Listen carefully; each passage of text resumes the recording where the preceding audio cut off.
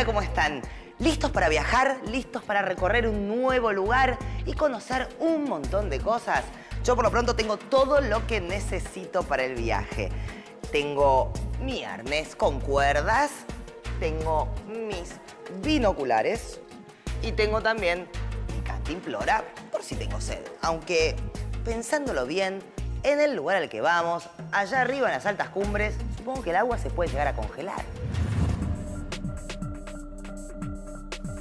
Hoy vamos a recorrer la imponente cordillera de los Andes, conocer sus características físicas, las personas que la habitan, distintas miradas sobre ella y la importancia que tuvo el espacio andino a lo largo del tiempo. También vamos a conocer la historia de cómo se trazaron los límites entre la Argentina y Chile a través de los Andes y por qué esta tarea llevó más de un siglo y medio.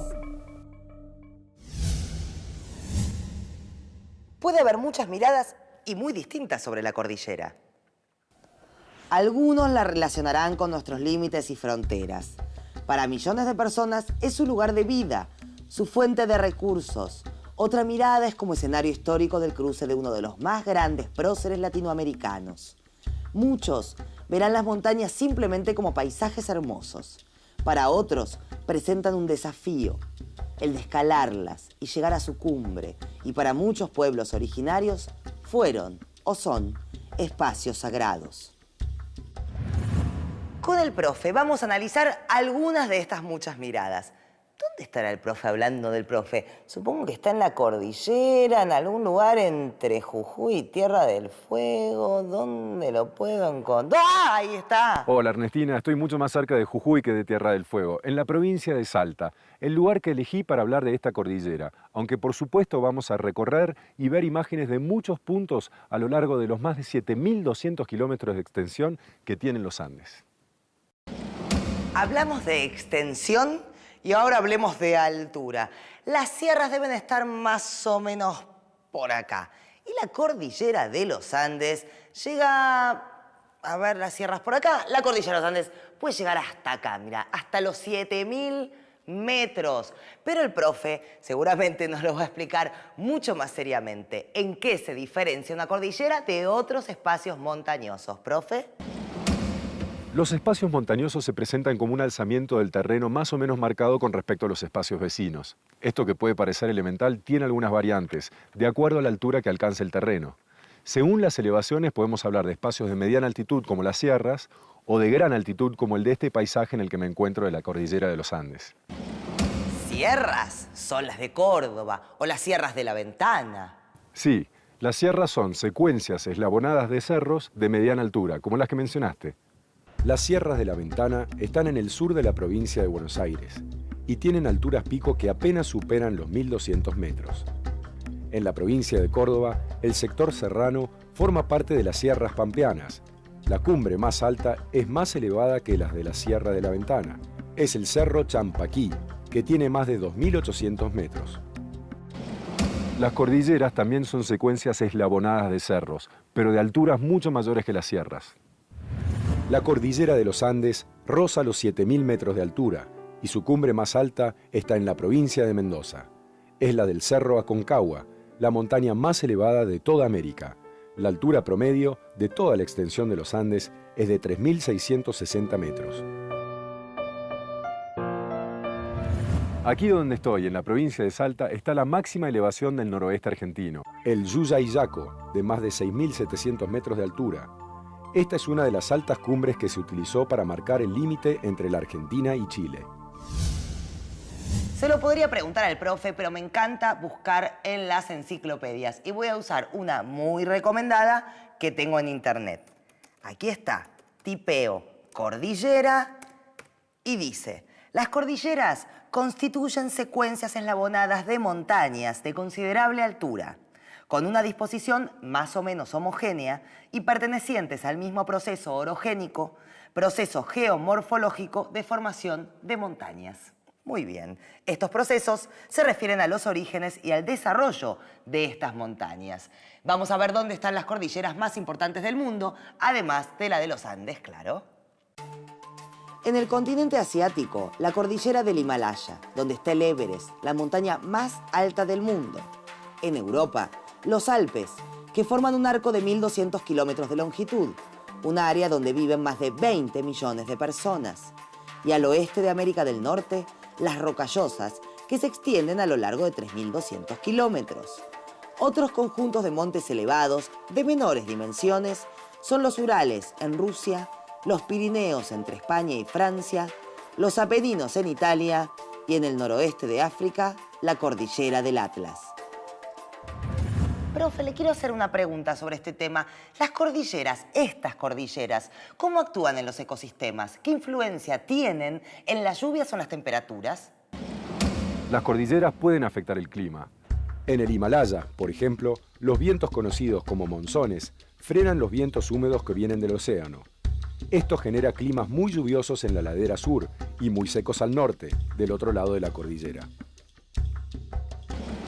Los espacios de montaña producen una modificación notoria del terreno, y los ecosistemas, en los Andes a lo largo de su extensión lo podemos ver claramente, abarcan todo un rango de formas, climas y composición de vegetación y especies animales. Para algunas culturas, pueblos originarios de América, las alturas tenían una especial importancia. Elevándose en la montaña, se acercaban a elementos que adoraban, como el sol, por ejemplo. Por eso, consideraban a las montañas lugares sagrados, lugares que convertían en santuarios, porque consideraban que a esas alturas estaban las puertas de los cielos. ¿Qué ejemplos hay de estas creencias en la cordillera, profe? Podemos hablar de los incas y de una zona muy especial enmarcada por los Andes. El lago Titicaca, cuyas aguas eran consideradas sagradas. Este lago, que comprende parte del territorio de Bolivia y de Perú, está a más de 3.800 metros sobre el nivel del mar y es el más alto del mundo. Para los incas, como para otros pueblos, las alturas tenían un significado, y es que, al ascender, se está más cerca de los elementos adorados, como el sol, la luna, el arco iris o las nubes. Desde las alturas se tiene otra visión, impensada para la gente del llano. Ascender significaba acceder a otro plano, no solo geográfico, sino en el orden de las ideas y las creencias. Penetrar en una especie de región pura o sagrada, más allá del mundo real. Bueno, las montañas, al parecer, tuvieron y tienen inclusive, podríamos decir, un elemento simbólico de gran importancia para casi todas las culturas del mundo. Casi todas las ceremonias que inclusive hasta el día de hoy se hacen tienen que ver con la fertilidad, tienen que ver con el agua, tienen que ver con el sol, tienen que ver con la vida en el más amplio sentido del término. La cordillera, que hoy consideramos un espacio de encuentro entre la Argentina y Chile, por momentos en la historia fue un motivo de conflictos, pero de infinitos conflictos. Ya vamos a hablar de esto. Antes, ¿qué otros ejemplos hay en el mundo sobre cadenas montañosas, límites y fronteras? ¿Profe? La mayoría de los países cuentan en sus territorios con parte o la totalidad de un conjunto montañoso. En muchos países, al configurarse sus territorios, las montañas quedaron en su interior. Un ejemplo es Nueva Zelanda, un país formado por un archipiélago en Oceanía, sobre el Pacífico. Los Alpes neozelandeses atraviesan el territorio de esta nación de norte a sur. En muchos casos, las montañas cumplen una función. Actúan como soporte material por donde se trazan los límites entre dos países, transformándose en frontera. Esto ocurrió con España y Francia. Los límites entre ambos fueron trazados sobre los Pirineos. ¿Y cuál es el caso de Argentina y Chile con respecto a los Andes? Una parte significativa del territorio de la Argentina se extiende sobre la cordillera de los Andes. Cerca del 21% de nuestro territorio está atravesado por este espacio montañoso. Del otro lado de la cordillera se extiende el territorio chileno, y allí la proporción de la superficie del país que ocupa esta cadena montañosa se triplica con respecto al caso de la Argentina. En Chile, las zonas de montaña representan el 64% del territorio. Extensión 7.200 kilómetros, altura máxima 7.000 metros. Uy, estaban ahí. Estaba refrescando algunos datos, porque ya vamos a seguir con la frontera y los límites entre la Argentina y Chile. Pero es el momento de ver qué aprendimos hasta ahora. Nuestro primer Pasando en Limpio, que comienza así. Las cordilleras son secuencias eslabonadas de cerros de gran altura. La cordillera de los Andes, sobre el oeste de Sudamérica, tiene una extensión de más de 7.200 kilómetros de longitud y una altura máxima de casi 7.000 metros. La del Cerro Aconcagua en Mendoza. Otras de las más importantes cordilleras del mundo son la del Himalaya en Asia, los Alpes en Europa y las Rocallosas en América del Norte. Las cordilleras tienen gran influencia en los ecosistemas. Pueden detener o desviar vientos y generar o evitar lluvias. Los ecosistemas a lo largo de los Andes son de una enorme variedad de paisajes, climas, vegetación y especies animales. Sobre la cordillera de los Andes se trazaron los límites entre Argentina y Chile. Pero eso nos lo va a seguir contando el profe. ¿Cómo fue vista la cordillera por argentinos y por chilenos a través del tiempo? De distintas maneras. La cordillera representa una frontera, pero lamentablemente en ocasiones fue vista como una barrera que separaba a los dos pueblos, y no como el espacio de encuentro que consideramos hoy. Pero ya vamos a hablar de eso recorriendo un poco la historia. Ahora, veamos la cordillera en el marco de nuestro territorio. La Argentina es en su mayor parte una extensa llanura, respaldada al oeste por una gran muralla, la cordillera, que recorre el territorio de norte a sur. Viendo los rasgos topográficos en el mapa, notamos que allí el terreno es abrupto y que al este del territorio se extiende la gran llanura chaco-pampeana. Ahora ampliemos el espacio y pensemos en el mapa de Sudamérica.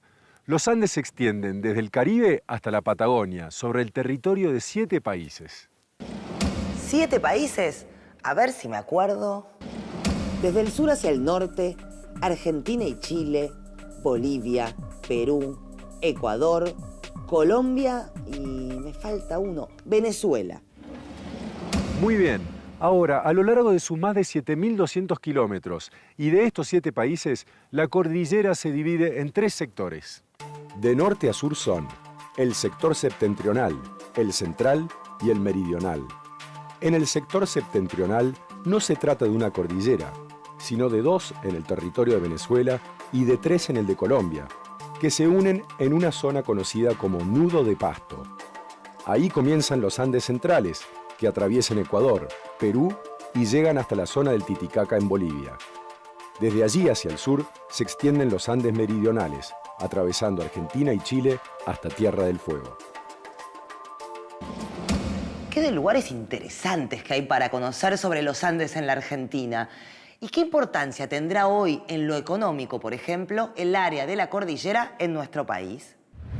En la actual organización territorial de la Argentina, pareciera que ocupa un lugar de menor relevancia y que se limita a operar como un espacio fronterizo. Incluso algunas actividades desarrolladas en las regiones montañosas, como la minería, tendieron a quedar relegadas.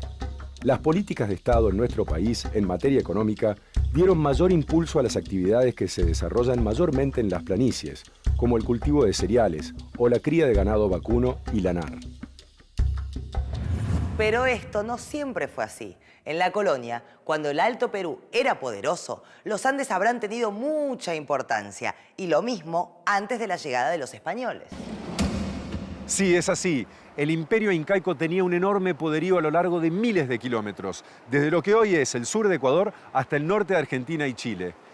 Y durante la colonia, estas montañas, valles, quebradas y mesetas andinas también ocupaban un lugar central en la Organización Espacial Sudamericana. ¿Y cuáles eran las actividades en la zona andina durante la colonia? Eso se los voy a contar, pero desde otro lugar. Un ejemplo de las actividades en la zona andina durante la colonia es el de Potosí, Bolivia, cerca de Sucre, a 3.960 metros de altura, es decir, una de las ciudades más altas del mundo. Esta zona de Potosí se convirtió en un lugar clave de los dominios españoles en América a partir de 1545, cuando se descubrió plata en un cerro. La ciudad se fundó al año siguiente de este descubrimiento y en 1611 tenía unos 150.000 habitantes.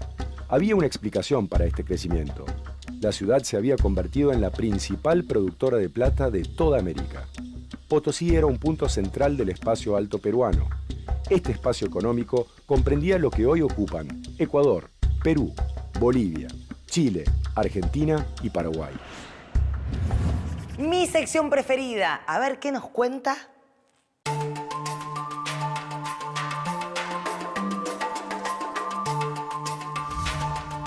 ¿Sabías que a Potosí, a través de rutas transitadas por arrieros, llegaban mercaderías desde miles de kilómetros de distancia? ¿Sabías que la ciudad de Salta, fundada en 1582, era un punto importante en la zona andina porque allí se engordaban las mulas que iban hacia las minas de Potosí? ¿Y sabías que esas mulas se criaban en lugares tan distantes como Córdoba o Buenos Aires? Hasta esa ciudad de Potosí llegaban vinos y aguardiente desde Chile, yerba mate desde Asunción y desde Cochabamba la coca que consumían los mineros para soportar las extenuantes jornadas de trabajo. Esta organización que permitía que lugares tan distantes como Santiago de Chile, Buenos Aires y Asunción se articularan con el Alto Perú, se mantuvo durante la mayor parte del periodo colonial. Aquí dice que en el siglo XIX algunas cosas empezaron a cambiar. Buenos Aires, Asunción y Santiago dejaron de conectarse comercialmente con el Alto Perú o con Potosí, que ya pertenecía a la República de Bolivia. Las tres ciudades, hoy las capitales de Argentina, Paraguay y Chile, fueron orientando el comercio hacia el mercado europeo. Especialmente el puerto porteño y el de Valparaíso en Chile se convirtieron en lugares de gran importancia para la exportación de materias primas hacia los países de Europa. Por eso, para los comerciantes de estas ciudades, el mercado andino dejó de ser atractivo. ¿Pero qué pasó con las ciudades de la zona andina? Jujuy, Salta, Catamarca y Tucumán siguieron enviando mulas y vacas a Potosí y los centros mineros al sur de Bolivia durante la segunda mitad del siglo XIX y durante las primeras décadas del XX. A ver, desde este punto hasta, me sigue, ¿no? Hasta este otro punto, el límite debería pasar por acá. El tema es que tengo en el medio una montaña y un lago. Es realmente un lío. Estoy intentando trazar el límite entre la Argentina y Chile en un mapa físico para ver si después coincide con el límite real. Pero es complicadísimo. Cuéntenos, profe, ¿cómo se trazan los límites entre los estados? El trazado de límites es un elemento clave para la formación del territorio de un país. El territorio de un estado es el ámbito terrestre delimitado, donde un estado ejerce su soberanía. El límite entre dos países es una línea, imaginaria o material, que marca hasta dónde llega un territorio y dónde comienza el de su vecino. El límite entre Argentina y Bolivia, por ejemplo, tiene 742 kilómetros y el de Argentina y Chile casi 7 veces esa longitud. ¿Qué permite fijar un límite? Un conjunto de hitos, el curso de un río, las cumbres de montañas. Pero establecer estos límites no significa construir murallas o barreras infranqueables. Algunos pueden ver la cordillera como las montañas que separan a Chile de Argentina.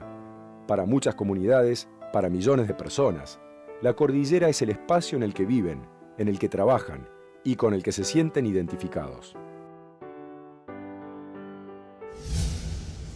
Las negociaciones entre argentinos y chilenos para definir por dónde pasaba el límite entre ambos países comenzaron a mediados del siglo XIX. En 1856 llegaron al primer acuerdo. Establecieron que el límite se encontraba sobre la cordillera. Todo un logro realmente, pero había un pequeño detalle. No especificaban exactamente por dónde. ¿Cuándo lograron avanzar en este tema, profe?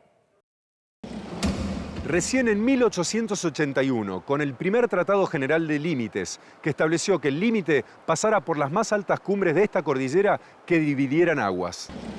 Y tanto creció el conflicto que los dos gobiernos empezaron a prepararse para una guerra que casi estalla en el año 1901.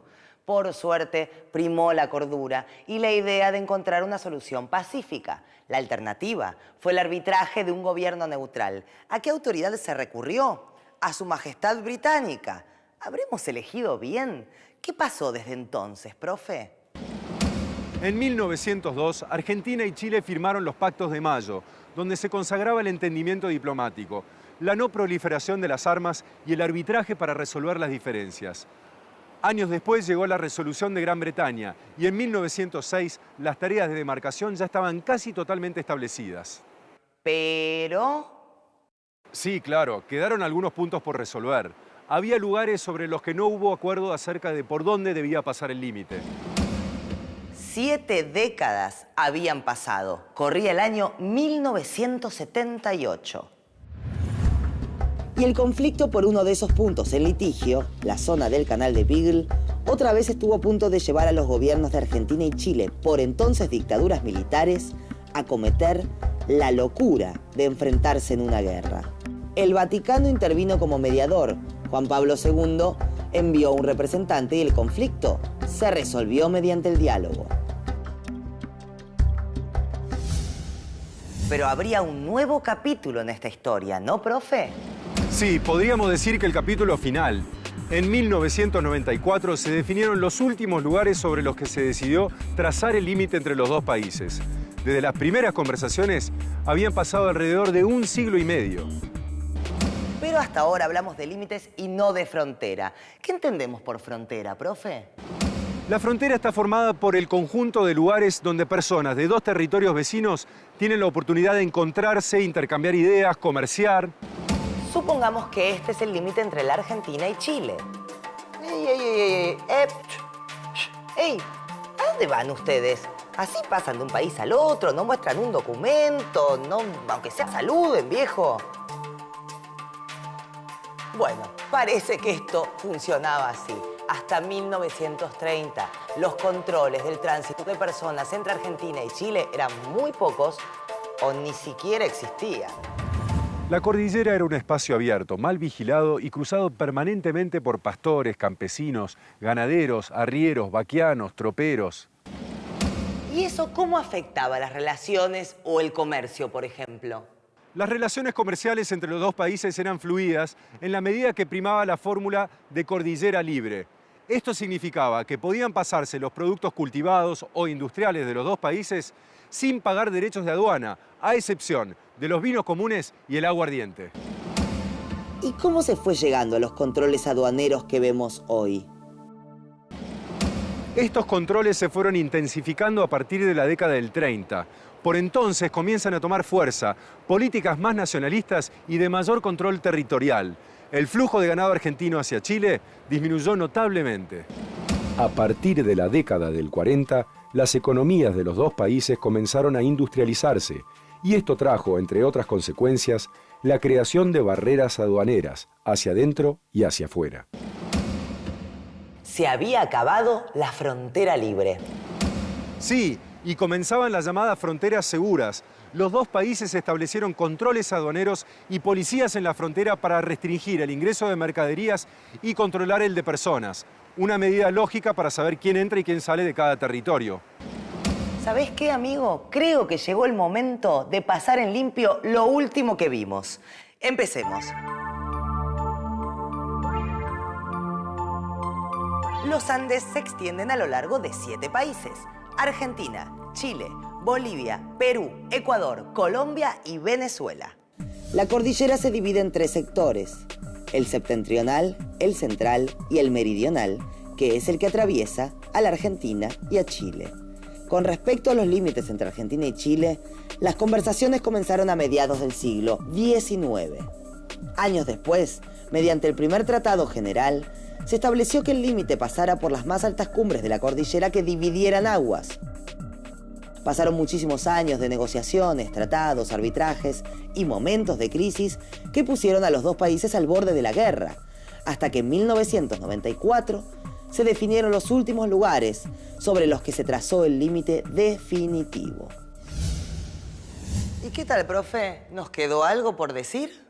Simplemente que los espacios de montaña son ricos por su diversidad.